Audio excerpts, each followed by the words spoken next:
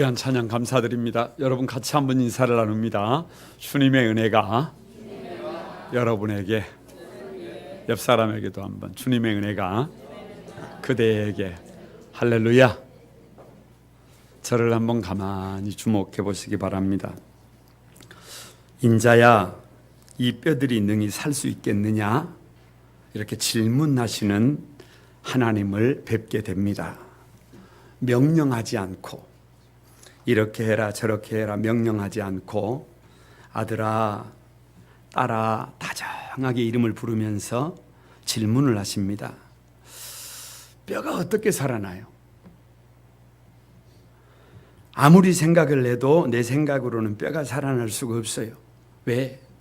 뼈는 생명이 없어요. 뼈는 아무리 생각해도 살 수 있는 것이 아닙니다. 하나님이 이것을 모르고 말씀하실까요? 질문하고 계실까요? 아닙니다. 알고 계세요. 뼈가 살아나는 것은 사람의 힘으로는 불가능함을 압니다. 사람에게 답이 없어요. 그래서 하나님께서 인자야, 이 뼈들이 능히 살겠느냐라고 질문하시는 이 질문 속에는 역설적으로 하나님께 방법이 없다는 거예요. 하나님께 방법이 있다는 것입니다. 나에게는 방법이 없어도, 우리에게는 방법이 없어도 하나님께는 방법이 있음을 믿습니다. 하나님께는 길이 있어요. 그래서 묻는 것입니다. 왜요? 회복시키기를 원하세요. 더 이상 아파하는 것을 보고 싶지 않아요. 더 이상 울고 있는 것을 보고 싶어 하지 않아요. 하나님 참 좋습니다. 하나님 너무너무 행복해요. 사는 것 같아요. 여러분 이렇게 한번 해보세요. 너무 좋아요. 이런 고백을 우리 하나님께서 듣기를 원하시는 줄로 믿습니다. 왜냐? 내 백성이에요. 내 백성. 내 군대예요. 내 소유예요. 이스라엘이란 말이에요. 그래서 하나님께서 우리를 사랑하고 있어요. 지금 울고 있어도, 아파하고 있어도, 도저히 답이 없어도 그럴수록 하나님께서 더 사랑하심을 믿습니다. 그래서 성도답게, 하나님의 백성답게 회복시키시기를 원하세요. 공동체를 회복시키시기를 원하신 줄로 믿습니다.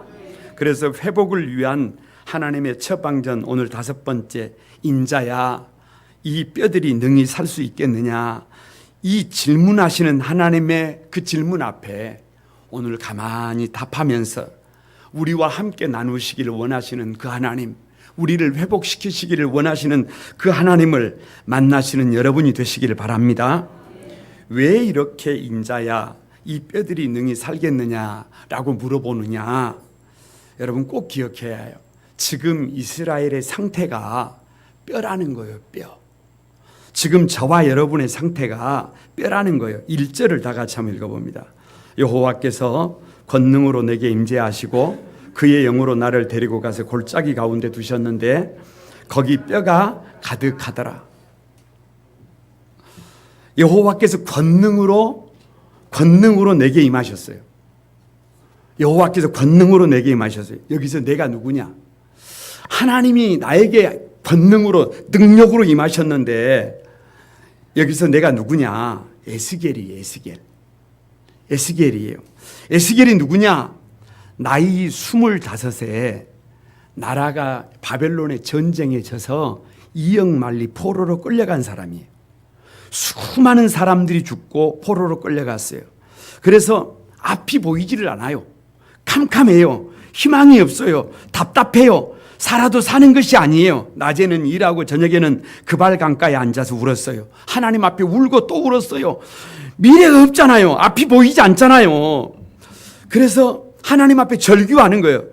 이렇게 비록 포로로 잡혀왔지만, 앞이 보이지 않지만, 이렇게 끝나버린 것 같지만, 아무런 희망이 없지만 하나님 앞에서 하나님 방법이 없을까요?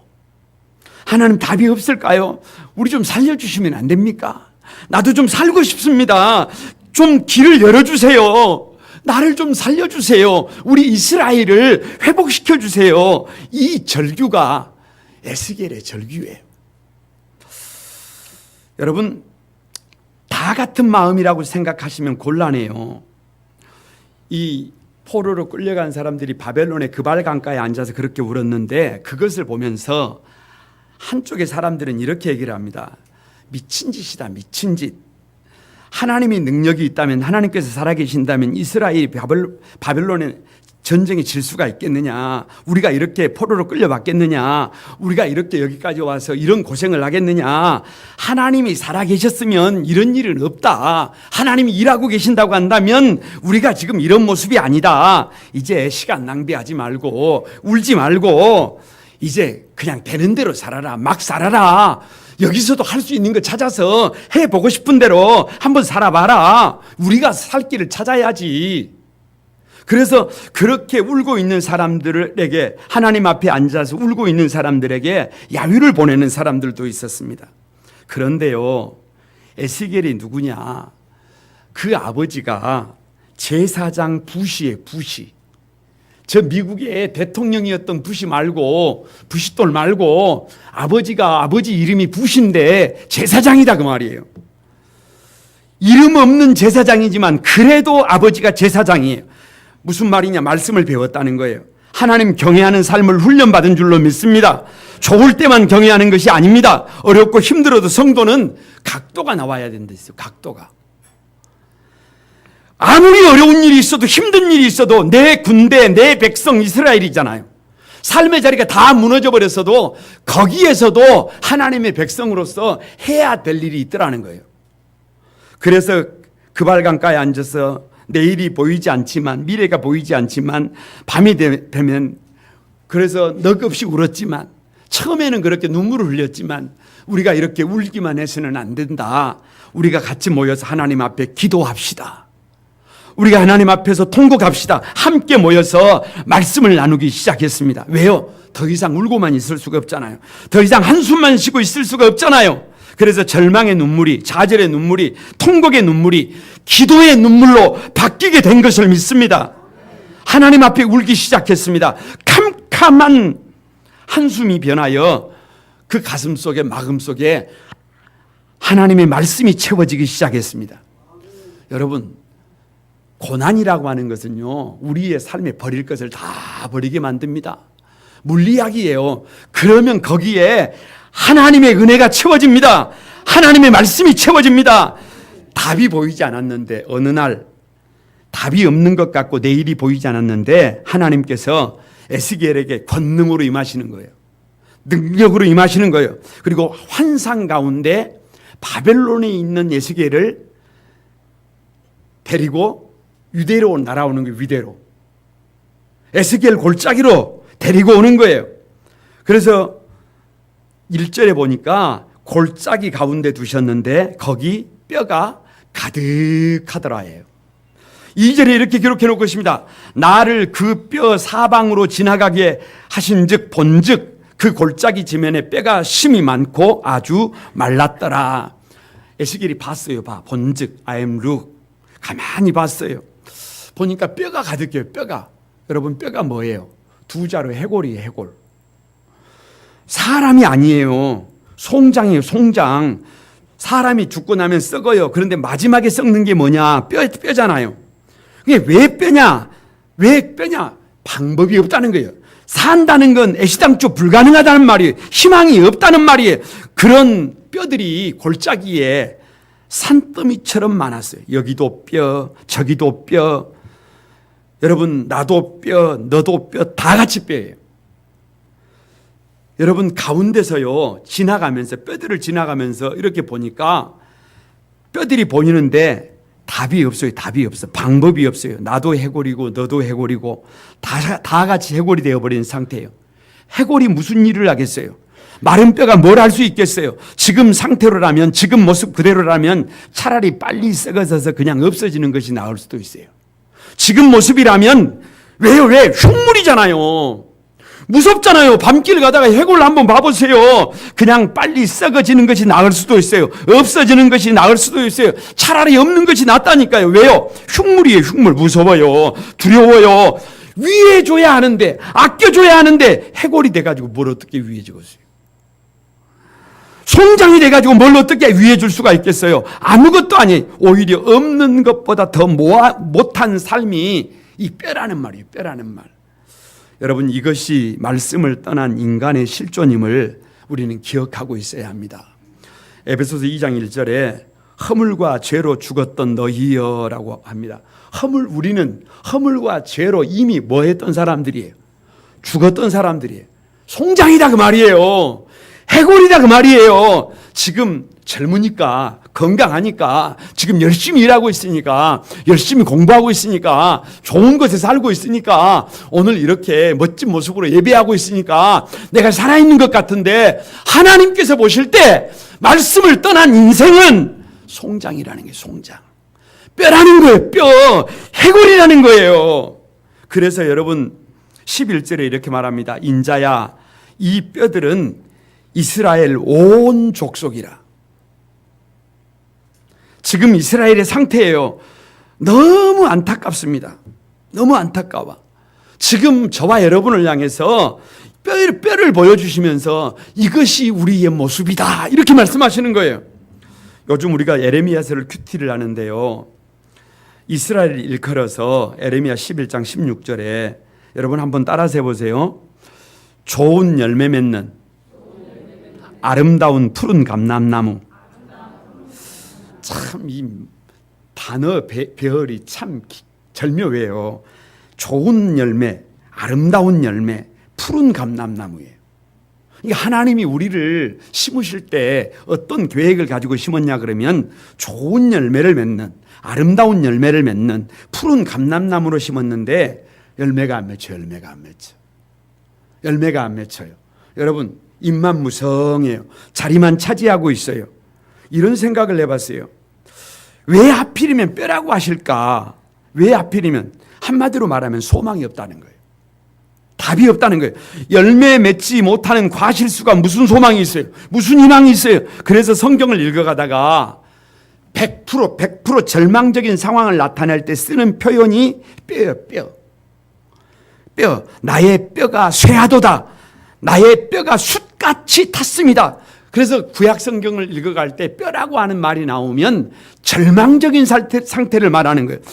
열매 없는, 도무지 있으나 마나한, 도무지 내일이 보이지 않는 희망이 없는 상태를, 기댈 것도 없고 희망도 없고 절망이 가득한 상태를 한마디로 말하면 뼈라 그래.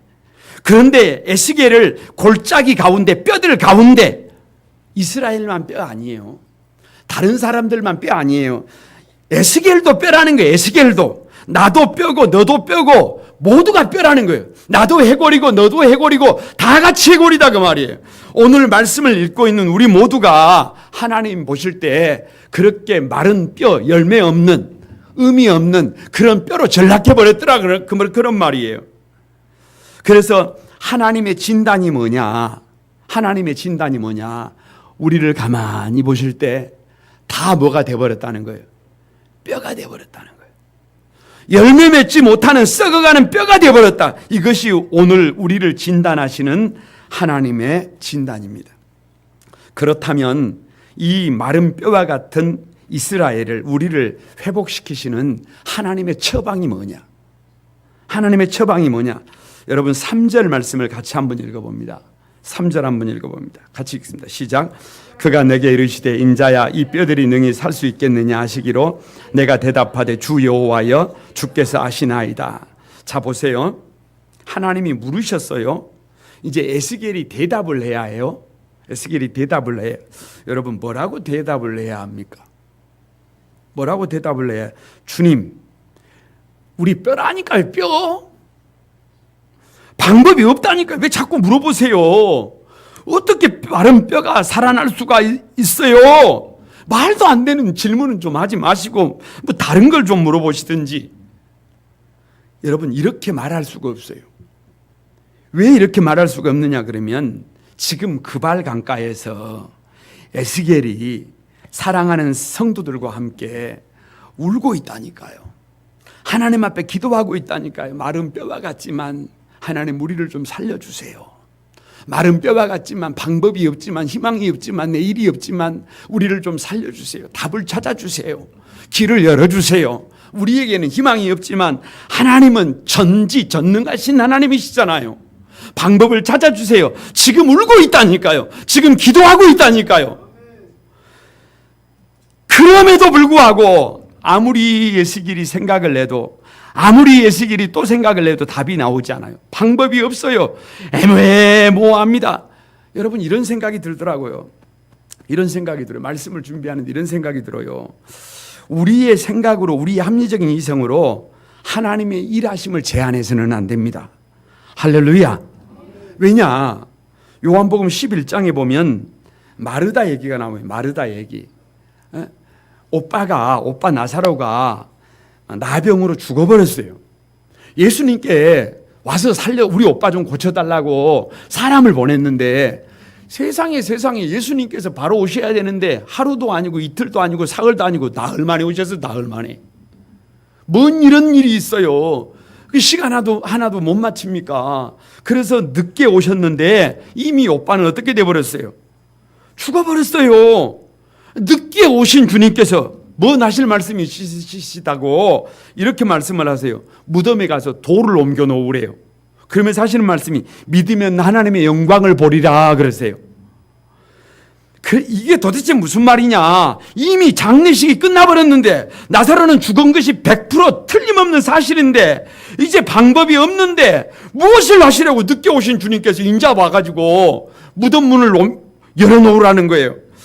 여러분, 이때요 마르다의 마음속에 불신이 가득해요. 사실은 조문이나 하세요. 지금 힘들고 어려운데 그러지 마시고 조용히 조문이나 하고 가세요 라고 하는 말이 요한복음 11장 39절에 죽은 지가 나흘이 되었음에 벌써 냄새가 납니다. 그 말 아무리 예수님이라도, 아무리 하나님이 오셔도 죽은 지가 나흘이나 지났는데 냄새가 나고 있는데 어떻게 살아나겠어요? 그런 말 하지 마세요. 불가능합니다. 네버 말도 하지 마세요. 죽었다가 깨어나도 이것은 안 되는 일입니다. 불가능한 일입니다. 100% 확신, 100% 확신. 죽은 오빠는 방법이 없다는 거예요. 못 살아난다는 거예요. 죽고 나흘이나 되어 송장 썩는 냄새가 진동을 하고 있는데 어떻게 살아나겠어요? 말도 안 됩니다. 만약에 여기서 마르다가 이렇게 고집을 부렸다면 여러분, 나사로는 다시 살아나지 못했을 것입니다. 예수님께서 말씀하셨을 때 무덤 문을 열어놓았고, 무덤 밖에서 예수님께서 나사로야 나오너라 라고 부르셨을 때 나사로가 살아난 것을 믿습니다. 만약에 그 밖에서 돌아가신 우리 아버지의 이름 석자를 불렀다면 우리 아버님도 살아나셨을 것을 믿습니다. 여러분, 믿음으로 살면서요 마르다처럼 합리적인 이성을 가지고 달려가는 성도들이 참 많아요. 그런 합리적인 생각이 필요할 때가 참 많습니다. 귀해. 그러나 신앙은 합리적인 이상이 자칫 하나님의 일하심을 제한할 수가 있어요. 그래서 아브라함이 고백할 때 이렇게 고백합니다. 하나님은 죽은 자를 살리시고 없는 것을 있는 것으로 불러내시는 분이다. 하나님 그렇게 믿었어요. 믿음의 세계는 사람의 끝이 하나님의 시작임을 믿습니다. 그래서 마른 뼈가 살아나는 방법이 뭐냐? 하나님의 말씀입니다. 죽은 지 나흘이나 된 나사로가 무덤 밖에서 나사로야 나오너라 주님의 말씀을 들으니까 나오잖아요. 저와 여러분이 죽어 있어도 하나님의 말씀이 들려지면 살아납니다. 우리 가정이 살아납니다. 교회가 살아날 것을 믿습니다. 그래서 4절에 이렇게 기록하고 있습니다. 또 내게 이르시되 너는 이 모든 뼈에게 대언하여 이르기를 너희 마른 뼈들아 여호와의 말씀을 들을지어다 라고 하십니다. 여러분, 말씀이 들려야 한다니까요. 말씀이 들려야 해요. 저는요 개인적으로 하나님 앞에 참 감사한 게 있어요. 그게 뭐냐? 여러분도 한번 생각해 보세요. 여러분의 인생에 달달한 것이 뭐예요? 여러분을 달달하게 하는 게 도대체 뭐예요? 솔직히 한번 마음으로 여러분 고백해 보시기 바랍니다. 혹시 달달한 커피? 그래서 막 끝나기만 하면 달리십니까? 아니, 달달한 커피에 도대체 그 사람이에요? 여러분의 인생을 달달하게 하는 게 뭡니까? 저는요 하나님의 말씀이 그렇게 달달합니다. 제가 홀로 사무실에 앉아서 가만히 큐티를 하고 설교를 준비를 하면서 가만히 이렇게 타이핑을 하고 하면서 이렇게 느낄 때요, 혼자 말 설교를 하다가 때로는 울다가 때로는 가슴을 막 저미다가 아파하다가 혼자 그렇게 죽 쓰고 밥 쓰고 다 하는 거예요.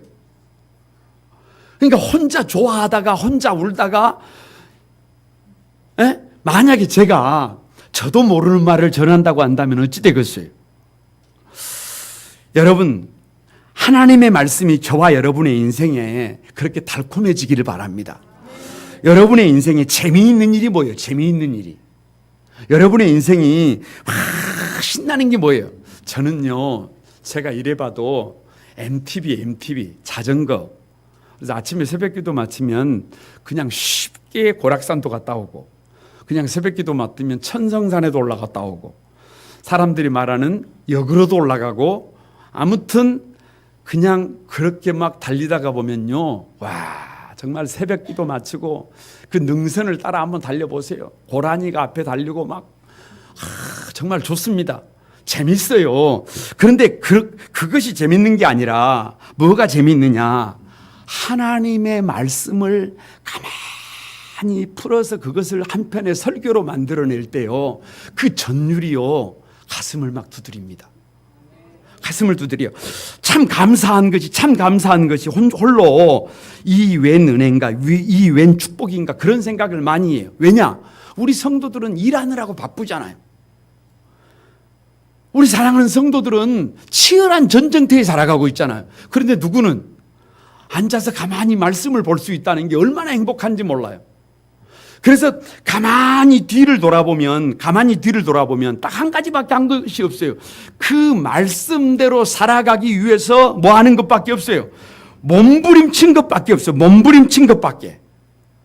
최선을 다해서 말씀대로 살아보기 위해서 꿈틀꿈틀거리는 것밖에 없음을 믿습니다.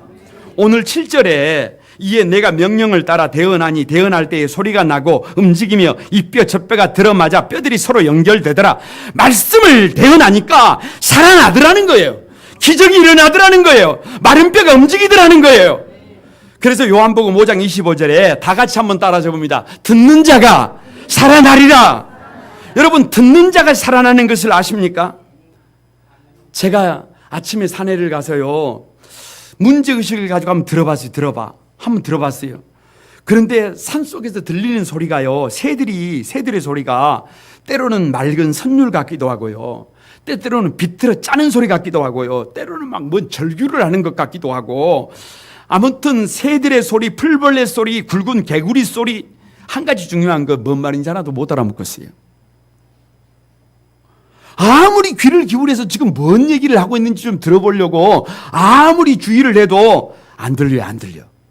문득 제 마음속에 사도행전 28장 26절에 듣기는 들어도 도무지 깨닫지 못하며 보기는 보아도 도무지 알지 못하는도다 라고 주님이 절규하셨던 말씀이 생각이 났어요. 하나님의 말씀이 전파되는데 아무리 들어도 히어링 뭔 소리가 들리기는 들리는데 리스닝이 안 돼. 의미를 몰라. 여러분, 튜닝이 안 돼. 하나님이 무슨 말씀을 하시는지를 모르겠어요. 우리 하나님이 수도 그리 가면 안 돼. 거기 가면 죽어라고 하는데 뭔 말인지를 몰라. 우리를 향해서 이렇게 살아야 한다고, 이 방향으로 가야 한다고, 십자가 가운데 있어야 한다고, 주님의 몸된 교회와 함께 해야 한다고 외치는데 들리지가 않아요. 무슨 말인지를 몰라요. 그래서 여러분 마음속에 기도가 되더라고요. 오, 하나님의 말씀 앞에 나의 이 청력을 회복시켜 주십시오. 하나님의 말씀이 들려오게 해 주십시오. 여러분, 어떻게 하면 하나님의 말씀에 대한 청력을 회복할 수가 있을까? 어떻게 하면 회복할 수가 있을까? 어떻게 하면 하나님의 말씀에 아멘 해서 나를 쳐서 복종시키고 나도 새 삶을 살 수 있을까? 여러분, 경청이에요. 경청. 듣는 거예요. 들으려면 어떻게 해야 되느냐? 여러분, 경자가요, 기울일 경자예요. 기울여. 자세를 낮추고 들으려고 해야 해요. 자세를 낮추고 겸손하게 경청하는 사람이 리더가 됩니다. 경청하는 사람이 역사를 세웁니다. 그러니까 경청하려면, 들리려면 자세를 낮춰야 해요. 여러분, 겸손해야 해요. 하나님 앞에서 내가 자세를 낮추면 하나님은 반드시 말씀하십니다. 사람 사이에서도요, 들으려고 해보세요. 자세를 낮추고 들으려고 해보세요. 관계가 회복되게 될 것을 믿습니다. 하물며 하나님 앞에서 우리가 자세를 낮추면 들립니다. 들려요. 특히 들을 청자에 주목해 보시기 바랍니다. 들을 청자는요, 한자가 이렇게 되어 있어요. 귀 플러스 왕이에요. 왕. 그러니까 들을 때는 무슨 귀로 들어요? 왕의 귀로 듣는 거예요. 왕의, 애기들 귀로 듣는 게 아니라 왕의 귀로 듣는 거예요. 귀를 어떻게 해요? 귀를 내 몸의 왕으로. 그래서 듣는 귀를 왕으로, 10개의 눈으로, 10의 눈목이에요. 그래서 여러분, 지금 저와 여러분은 두 눈으로 저를 보고 있잖아요. 그런데 어떤 분들은 두 눈도 제대로 못 보고 그냥 밑에 보고 계시잖아요. 그래서는 안 들린다니까요. 그래서는 안 들려. 두 눈으로 보지 말고 몇 개의 눈으로? 10개의 눈으로 주의를 해서 말씀을 들어야 해요. 거기다가 밑에 보면 그리고 마음심이에요. 그러니까 말씀을 전하는 자의 마음을 가지고, 하나님의 마음을 가지고 들을 때 말씀이 들리는 줄로 믿습니다. 말씀은 들려요. 말씀은 우리를 소생시키십니다. 말씀은 관절과 골수를 찔러 쪼갭니다. 말씀을 우리를 온전하게 만듭니다. 여러분, 필생즉사 무슨 말이에요? 살고자 하면 죽는데요. 그런데 하나님의 말씀은 우리 삶의 방향이잖아요. 어떻게 살아야 할지를 가르쳐 주시는 말씀이잖아요. 그 말씀 부여잡고 필사즉생, 죽기를 각오하고 달려가면 기적이 일어납니다. 가정이 세워집니다. 교회가 세워집니다. 이 역사가 세워지게 될 것을 믿습니다. 마른 뼈와 같은 이스라엘을 회복시키시는 방법이 하나님의 말씀인데, 여러분 8절에 보면 계속해서 이렇게 말씀하세요. 같이 한번 읽어봅니다. 내가 또 보니 그 뼈에 힘줄이 생기고 살이 오르며 그 위에 가죽이 덮이나 그 속에 뭐는 없더라? 생기는 없더라. 말씀이 선포되자 놀라운 일이 일어납니다. 이 뼈 저 뼈가 막 붙어요. 막 힘줄이 일어나요. 야, 여러분 우리 교회 좀 봐보세요. 우리 교회를 사람들이 와서 우리 공사하는 것을 보면요, 사람들이 이 건물이 무슨 건물이에요? 이렇게 물어봐요. 교회 교육관입니다 라고 하면, 무슨 교육관이 이렇게 커요? 어느 교회예요? 저기 저 교회인데요. 그러면 와 그래요. 아니 진짜예요, 진짜. 그렇게 우리 교회가 세워진 지 16년 차인데 한 것은 그거밖에 없다니까요. 말씀을 쳐서, 말씀에 나를 쳐서 복종시키고 달려온 것밖에 없다니까요. 그런데 하나님은 일하시더라니까요.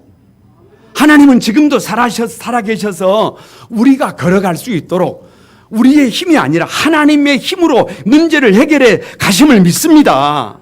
근데 문제는 여기에 한 가지 문제가 있어요. 뭐냐? 8절에 방금 읽었지만 그 속에 생기가 없더라. 그 속에 생기가 없더라. 생기가 없어요. 이것이 무슨 문제냐? 껍데기는 화려한데 모든 조건은 다 갖춰져 있는데 사람이 멋있어요. 사람이 실력도 있어요. 환경도 좋아요. 그런데 속에 생기가 없어요. 아니 교회 건물도 좋고 성도들도 많은데 그 속에 생기가 없어요. 죽은 교회. 여러분 죽은 성도들이에요. 그래서 9절에 생기에게 대언하여 이르기를 기록하고 있습니다. 10절에 생기가 그들에게 들어가며 극히 큰 군대더라. 여기서 생기가요 히브리어로 루하흐예요. 루하흐. 이렇게 명령합니다. 생기야, 그 죽은 뼈들에게 들어가라. 성령님입니다. 성령님. 여러분 가만히 한번 생각을 해보시기 바랍니다. 하나님이 사람을 만드실 때 1단계가 뭐냐? 흙으로 만드셨어요. 그리고 2단계가 뭐냐? 그 코에 생기를 불어넣으셨어요. 그래서 성도들은 생기가 있어야 생기가. 성도들은 생기가 있어야 합니다. 교회는 생기가 있어야 합니다. 그래서 성령 충만함이 우리 삶의 추진력이에요. 추진력. 여러분 한번 가만히 생각을 해보세요. 생각을 해보세요.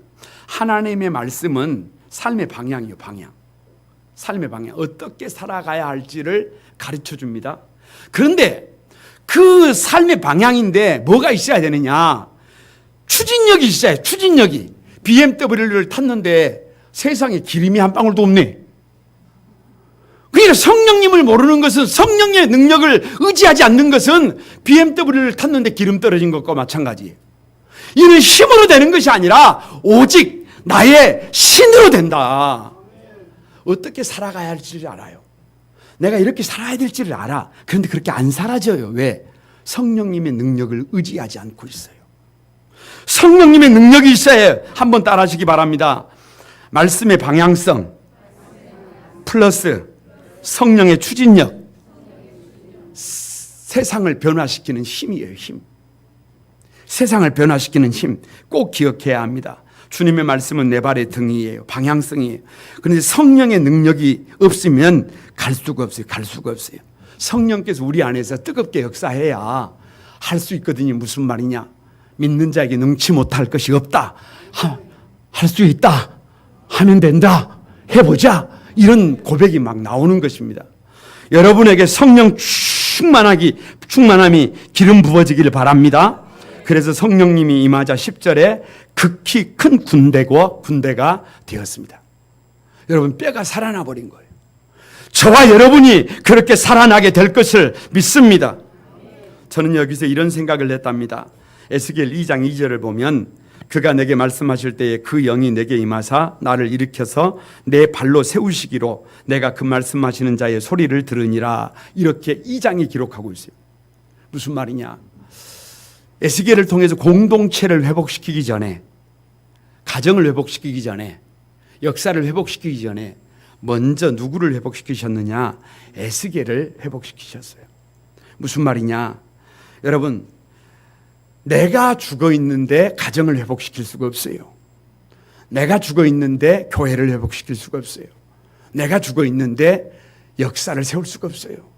누가 먼저 세워져야 해요? 에스겔이 먼저 세워져야 해요. 저와 여러분이 먼저 세워져야 해요. 내가 이렇게 달려가니까, 하나님의 말씀 부여잡고 성령님 의지해서 달려가니까 세워지더라. 가정이 세워지더라. 교회가 세워지더라. 역사가 세워지더라. 그 고백이 우리의 입술을 통해서 먼저 나와야 합니다. 혹 지금 삶의 자리가 힘드십니까? 버겁습니까? 아무리 봐도 답이 없습니까? 너무 원망하지 말아요. 원래 인생이 그래요. 내가 먼저 엎드려야 합니다. 내가 먼저 기도해야 합니다. 내가 먼저 부르짖어야 합니다. 내가 먼저 하나님의 말씀으로 뜨거워져야 합니다. 내가 먼저 성령으로 충만해야 합니다. 그래서 나부터 뼈 같은 나부터 살아나야 나도 살고 가정도 살고 교회도 살릴 수 있습니다. 말씀을 마치려고 합니다. 우리는 이제 오늘 저녁부터 2박 3일 동안 부흥성회로 모이게 될 것입니다. 부흥성회를 앞두고 주님은 저와 여러분에게 이렇게 질문하십니다. 인자야, 아들아, 이 뼈들이 능히 살 수 있겠느냐? 이렇게 질문하십니다. 여러분, 이 질문은 미안하지만 내가 너를 보니까 네가 뼈다 뼈, 해골이다 해골, 송장이다. 있다고 아는데 산 것처럼 움직이고 있는데 죽은 것과 같다. 더 이상 그렇게 내버려 둘 수 없다. 내가 너를 살려야 되겠다. 하나님의 답이 뭐냐? 말씀입니다. 말씀. 너무 합리적인 이성에 붙들려 있지 마시고, 여러분, 합리적인 이성도 중요하지만 우리는 하나님의 군대예요. 영적 이스라엘이에요. 하나님이 우리를 세우시려고 2박 3일 말씀을 준비하셨습니다. 말씀이 선포될 때 그 말씀이 저와 여러분의 삶의 방향성이 되기를 바랍니다. 내가 이렇게 살아야 되겠다. 그러나 그것만으로 족하지 않습니다. 하나님의 성령이 필요합니다. 추진력입니다. 추진력. 나의 신으로 됩니다. 오직 하나님의 신으로 됩니다. 성령께서 저와 여러분을 사로잡아 주셔야 죽어가든 썩어가든 마른 뼈가 변하여 큰 군대로 부활하게 될 것을 믿습니다. 이번 송해를 통해서 7번의 집회를 통해서 가만히 저와 여러분을 찾아와서 만지시고 회복시키시기를 원하시는 그 하나님의 은혜를 경험하는 여러분이 되시기를 주님의 이름으로 축복합니다. 우리 같이 한번 찬양하면서 기도하도록 하겠습니다. 아무것도 두려워 말라, 이 찬양 같이 드립니다.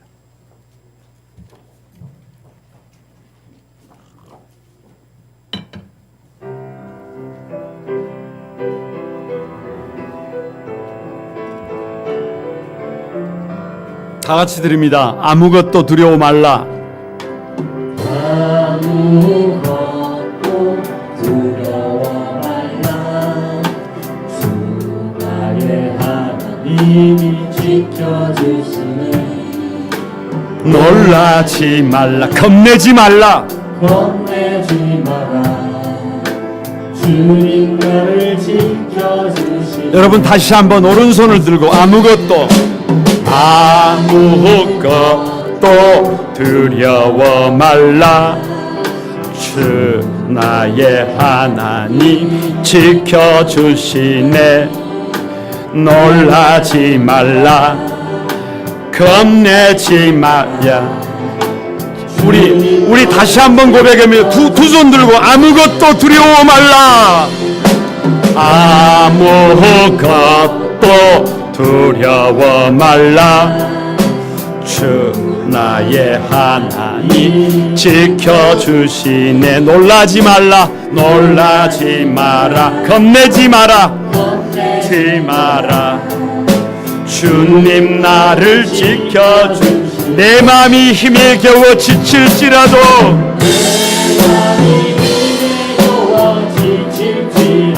주님 나를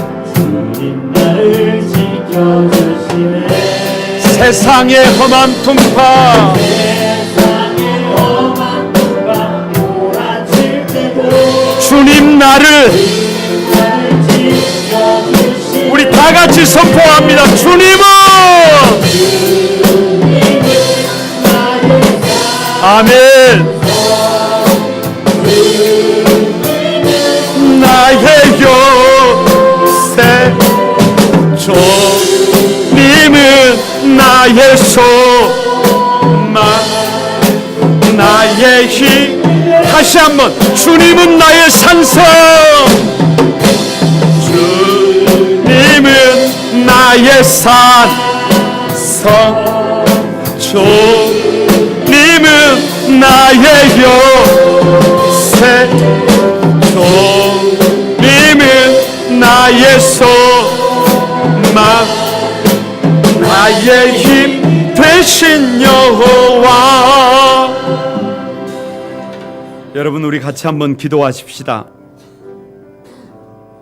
가만히 저와 여러분의 이름 석자를 부르면서 아들아 딸아 질문하십니다.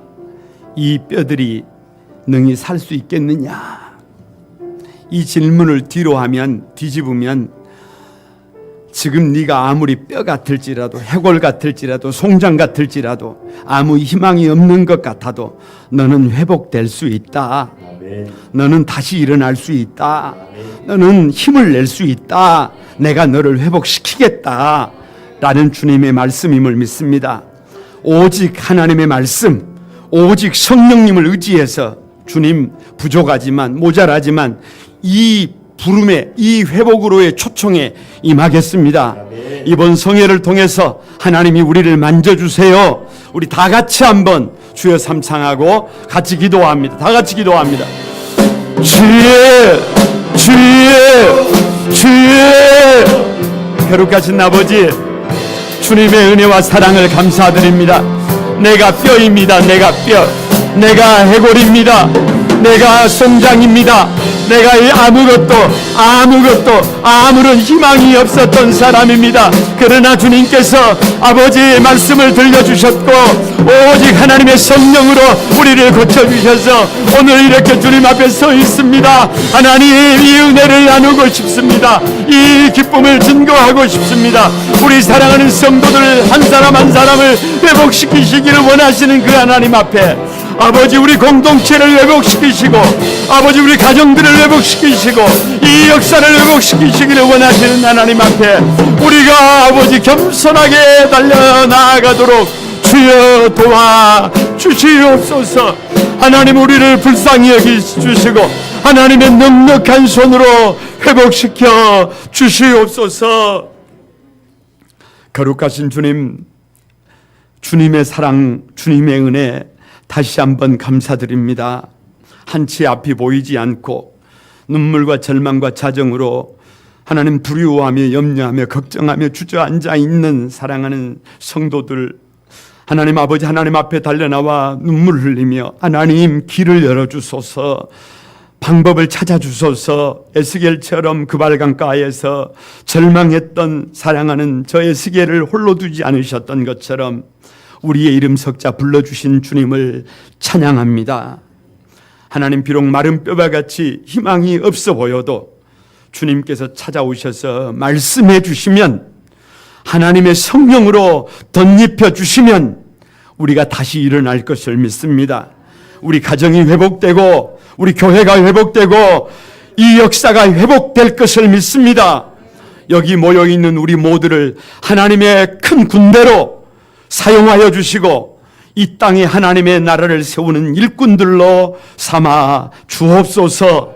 저들의 눈물과 저들의 아픔과 저들의 상처가 오히려 우리 인생의 큰 별이 되게 하시고 그것 때문에 더 주님을 의지하고 그것 때문에 주님을 더 신뢰하는 주님의 일하심을 경험하는 은혜를 경험하게 하여 주옵소서. 오늘 함께 해주신 것을 감사드리옵고 예수님의 이름으로 기도드리옵나이다. 아멘.